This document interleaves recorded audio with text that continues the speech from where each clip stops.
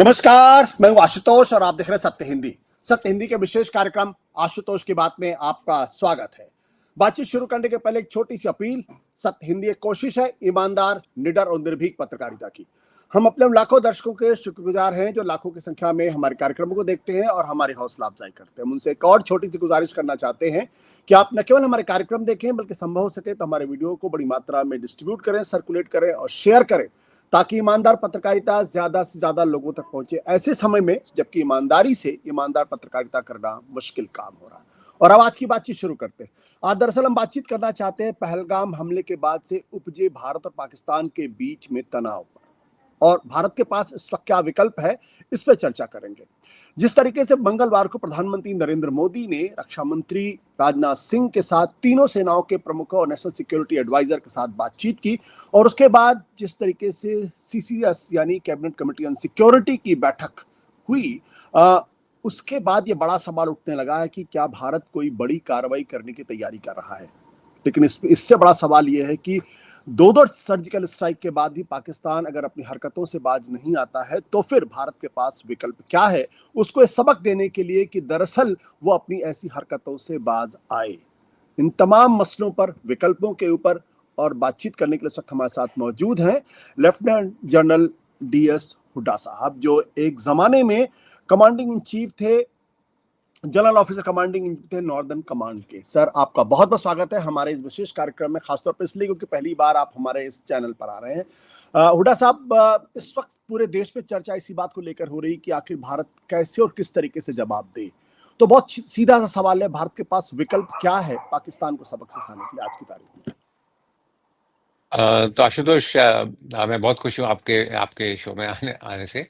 देखिए, विकल्प जो इंडिया के पास हैं वो डिप्लोमेसी है, और डिप्लोमेटिक स्टेप्स ऑलरेडी कुछ उठा चुके हैं। जैसे कि देखा आपने कि इंडस वाटर ट्रीटी को हेल्ड इन अबेंस किया गया है, वीज़ाज कैंसिल कर दिए हैं, डिप्लोमेटिक मिशन की जो स्ट्रेंथ है वो कम की गई है।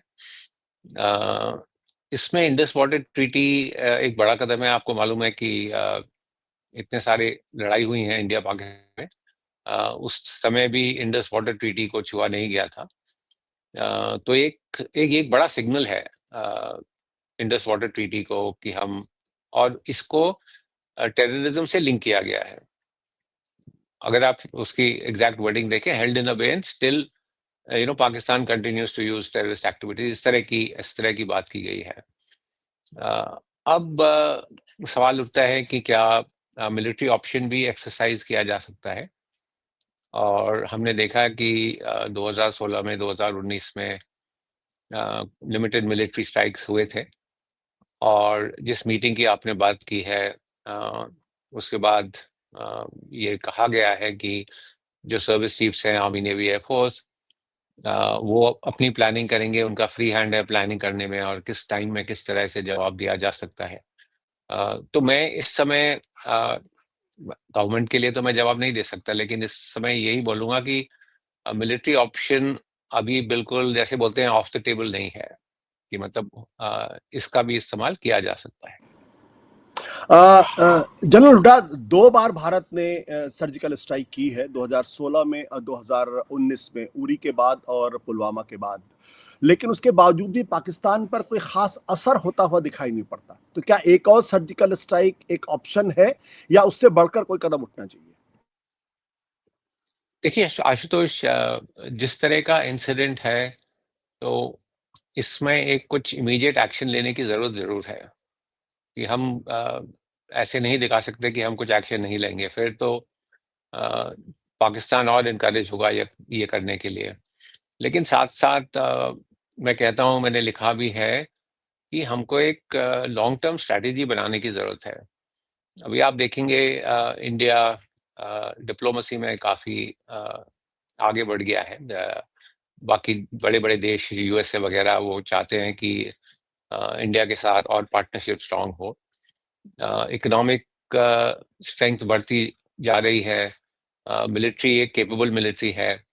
अब ये सब आप इंस्ट्रूमेंट्स का इस्तेमाल करके एक लॉन्ग टर्म स्ट्रैटेजी बनाने की ज़रूरत है कि किस तरह से एक कंटिन्यूअस प्रेशर पाकिस्तान के ऊपर कैसे उनके साथ एंगेज किया जाए, डिप्लोमेटिक प्रेशर किस तरह से, इकोनॉमिक प्रेशर। हमें मालूम है कि पाकिस्तान आईएमएफ पर बहुत डिपेंडेंट है।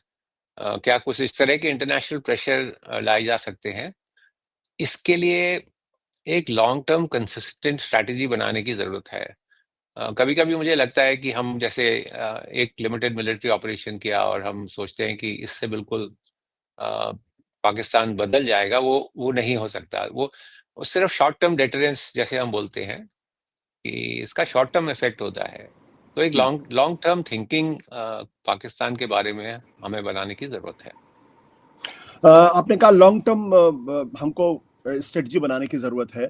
अ, उसमें डिप्लोमेसी एक बड़ा हिस्सा होगा, साथ ही साथ इकोनॉमिक प्रेशर्स भी डालने पड़ेंगे और जो काउंटर टेररिज्म मेजर्स है उसको भी लेना पड़ेगा।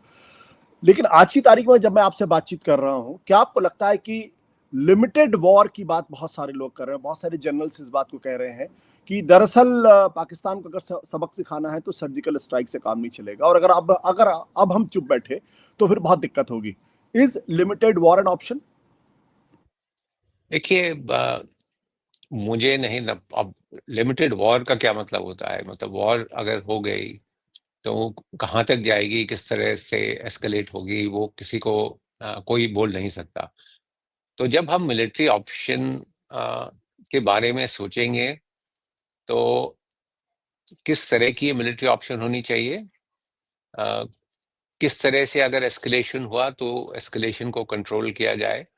अ, किस तरह से हर लेवल पर अगर हमें सक्सेस चाहिए, मेरे हिसाब से एकदम से ये लिमिटेड वॉर या तो लोग बोल रहे हैं पीओके को ले लो, ये सब बहुत बहुत ही बड़ी डिसीजंस हैं और इसका impact not only on Pakistan पर उसका इम्पैक्ट इंडिया के ऊपर भी होगा। तो ये सब थोड़ा ध्यान से सोच के और कार्रवाई करनी पड़ेगी। जैसा मैंने कहा है कि मिलिट्री ऑप्शन को हम बिल्कुल रूल आउट नहीं कर सकते, पर किस तरह से करना चाहिए, कितना इफेक्ट हमें चाहिए, किस तरह का इम्पैक्ट हमें चाहिए, ये सब सोच कर थोड़ी कामली बात करनी पड़ेगी। पाकिस्तान को सबक नहीं मिलता। 1971 के बाद पाकिस्तान के दो टुकड़े हो गए। उसके बाद भी पाकिस्तान को समझ में नहीं आता। तो सवाल ये कि क्या कुछ मिलिट्री के लेवल पे किया जाए जिससे उसको सबक मिले, या हम ये मान के चलें कि ये एक ऐसा रोग है, एक ऐसा मर्ज है जो लगातार बना रहेगा, इसका कोई इलाज नहीं है? नहीं, तो ये भी लोग बोलते हैं कि अ, जिस तरह के एटीट्यूड है पाकिस्तान में, जिस तरह की डीप रूटेड हॉस्टिलिटी है, तो आप चाहते हैं कि उसको डेटर किया जाए या उसको रोका जाए, लेकिन रोक नहीं सकते। मेरा ये मानना है कि ये थिंकिंग गलत है। जैसे मैंने आपको बोला, एक लॉन्ग टर्म अगर स्ट्रैटेजी बनाएंगे, अभी आप देखिए दोनों देशों के बीच में कितना अंतर है, economically, development wise, diplomacy, diplomatic help वगैरह। अ, ये सब चीजें हम इस्तेमाल कर सकते हैं, लेकिन अब ये नहीं होगा कि चलो कल ही एकदम से पाकिस्तान अपना एटीट्यूड बदल देगा। अगर हम एक दूर दूरदृष्टि से देखकर चलें तो मेरे हिसाब से क्या है कि जो मतलब पाकिस्तान का अगर आप डिफेंस बजट भी देखें तो इंडिया से 10% है, 1/10 उनका डिफेंस बजट है। इकोनॉमी बहुत ज्यादा प्रॉब्लम में है, इंटरनल सिक्योरिटी इश्यूज हैं, पॉलिटिकल इश्यूज हैं। इन सब को ध्यान में रख के मेरे हिसाब से कुछ प्रेशर डाला जा सकता है ऑन अ सस्टेन्ड बेसिस। किस तरीके के प्रेशर की बात आप करते हैं? देखिए, जैसे मैंने बोला, इंटरनेशनल डिप्लोमेटिक प्रेशर डाला जा सकता है, मिलिट्री प्रेशर डाला जा सकता है। अब जैसे देखेंगे कि जिस जिस तरह से बाकी कंट्रीज हैव सपोर्टेड इंडिया की टेरर अटैक के बाद, इसके बाद नहीं, पुलवामा के बाद भी बहुत, अ, इन सब चीजों का इस्तेमाल कर कर जब बोलते हैं कि एक डेटरेंस की स्ट्रैटेजी बनाई जाएगी, तो उसमें जितने भी हमारे इंस्ट्रूमेंट्स ऑफ नेशनल पावर हैं उनका इस्तेमाल किया जा सकता है। जनरल हुड्डा, क्या आपको लगता है कि पाकिस्तान आज की तारीख में किसी भी तरीके का वॉर अफोर्ड कर सकता है? उसकी आर्थिक स्थिति बहुत अच्छी नहीं है, काफी खराब है। उसको इंसर्जेंट ग्रुप्स का सामना करना पड़ रहा है अपने नॉर्थ वेस्ट एरिया में, बलूचिस्तान के इलाके में। कुछ लोग ये भी कह रहे हैं कि पाकिस्तान बाल्कनाइजेशन के on the verge of balkanisation है। Can Pakistan afford a war, even a limited war? No no, Pakistan can not afford a war, बिल्कुल ही। मतलब जिस जिस तरह की हालत है, और फिर ये सवाल उठता है कि अगर पाकिस्तान वॉर अफोर्ड नहीं कर सकता तो इस तरह की हरकत क्यों करता है? और यहाँ प्रॉब्लम है कि एक्चुअली अगर आप एक देश के सिविल मिलिट्री रिलेशंस देखें तो जिस तरह से पॉलिटिकल लीडरशिप और मिलिट्री लीडरशिप रिएक्ट करती है, पॉलिटिकल लीडरशिप हमेशा सुप्रीम है और वो कंट्रोल करते हैं मिलिट्री एक्शंस के ऊपर। पाकिस्तान में बिल्कुल ही उल्टा है। तो वो जो चाहते हैं वो करते हैं, और पॉलिटिशियंस उनके इतने वीक हैं कि पॉलिटिकल सिस्टम्स इतने वीक हैं कि वो मिलिट्री के खिलाफ नहीं जाते। तो अक्सर यही कहा जाता है कि जो पाकिस्तान आर्मी की हॉस्टिलिटी है इंडिया की तरफ, वो इतनी डीप रूटेड है कि words have been used that they can preside over a failed state, a ruined state. इस तरह से ले जाते हैं हम। आपने देखा जिस तरह की वो डिसीजन लेते हैं। कारगिल देख लीजिए, कोई सेंसिबल मिलिट्री और नेशन ऐसी डिसीजन नहीं लेगा जिस तरह की उन्होंने ली थी। और वो इसीलिए है क्योंकि मिलिट्री अपनी मर्जी से करती है। दे आर नॉट कंसर्न्ड कि हमारे देश में क्या हो रहा है या इसका इम्पैक्ट क्या होगा। क्या पाकिस्तान के टूटने का भी खतरा हो सकता है? देखिए, अभी तो मैं नहीं मानता।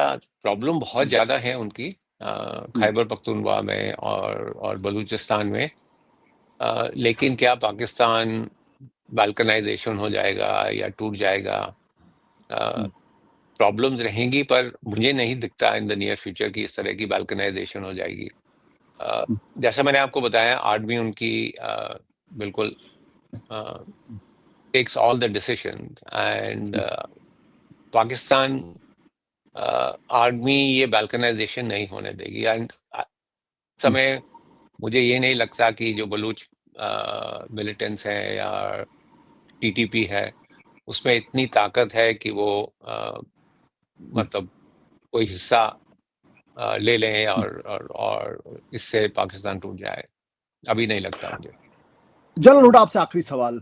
जो जनरल मुनीर ने जो बात कही, आर्मी के चीफ ने जो टू नेशन थियरी की बात की है, क्या लगता है कि पाकिस्तान की जो स्ट्रेटजिक और मिलिट्री थिंकिंग है, विजन है, उसमें कुछ बदलाव देख रहे हैं आप? नहीं, मुझे तो थोड़ी हार्डनिंग ही लग रही है। देखिए, पाकिस्तान मिलिट्री हमेशा ये सोचती थी कि हमें जो पाकिस्तान की आइडियोलॉजी है वो डिफेंड करनी है, that we are the ultimate defenders of Pakistan ideology. और कोई किसी तरह से ये बोलता है, कोई किसी तरह से बोलता है। अब जनरल मुनीर जिस तरह से बोल रहे हैं, मतलब ही has openly come out and said, talked about jugular vein in Kashmir है, और ये टू नेशन थ्योरी है। हिंदू मुस्लिम्स बिल्कुल अलग अलग हैं, उनके एटीट्यूड्स अलग हैं, उनके आइडियाज अलग हैं। मतलब दिस इज कंप्लीटली, मतलब जैसे आप बोलें कि बहुत ही स्ट्रॉन्ग आइडियोलॉजिकल थिंकिंग, जो सही भी नहीं है।